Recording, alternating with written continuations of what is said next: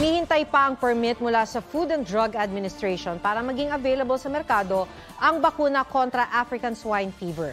Napag-alaman sa clinical trial na mabisa ang bakuna kontra ASF, ang sakit na nagpadapa sa backyard hog industry sa bansa. May report si Mark Salazar. Naging sampayan na ang dating babuyan ng pamilya Villaflores sa Bacolod City. Sa 28 baboy na alaga nila noon, 12 ang namatay matapos makitaan ng sintomas ng African Swine Fever. At para hindi na kumalat ang sakit, kinailangan patayin o ikal ang natitirang 16. 5 pa man din dito ang buntis. Sa datos ng Bureau of Animal Industry, 15 probinsya sa 9 na rehiyon ang may mga aktibong kaso ng ASF. Hindi man na ipapasa sa tao ang virus, mabilis naman itong kumalat sa mga baboy. Sa mapang ito may kumpirmado at aktibong kaso ng ASF ang mga lugar na kulay pula.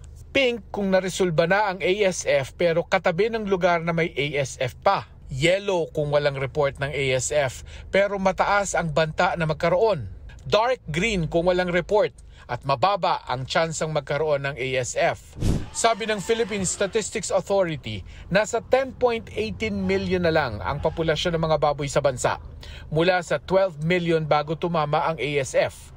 2019 unang naiulat ang outbreak ng ASF sa bansa. At matapos ang 3 taon, tila may liwanag na natatanaw ang hog raisers.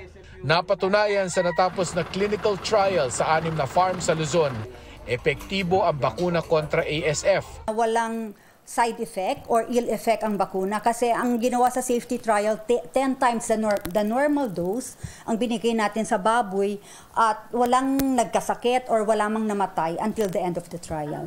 Pinamamadali na ng BAI ang permit mula sa Food and Drug Administration para makapag-angkat na ng mga bakuna mula sa Vietnam. Magandang balita ito sa mga hog raisers. Mabilis na mawawala ang ASF dito sa ating bansa at ang mga magbababoy ay muling kakaroon ng sigla na mag-alaga.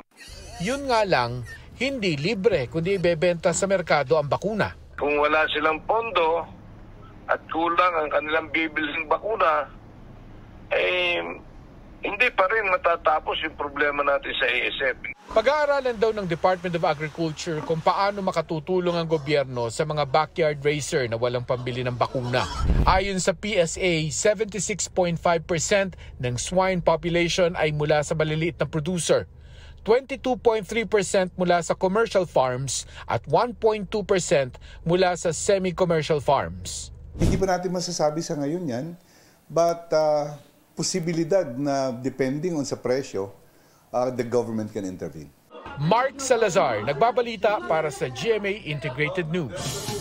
Huwag magpahuli sa mga balitang dapat niyong malaman.